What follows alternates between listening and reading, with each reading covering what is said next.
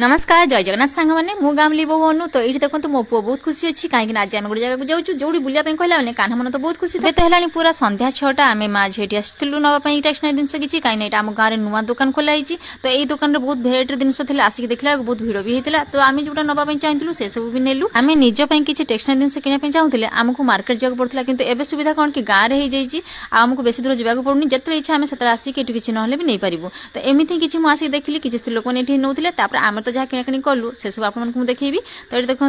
ये तो मो पु गोटे आनी चाबी रिंग से देखिली महादेवर तापर ये मो झील पला आनी हार आनी आ सब किए आनी जानते मुझे आनी ये सब मो झील आनी बड़ मामा तो खुशी घर समस्त सरप्राइज नहीं आसला कही नाला तो ये देखो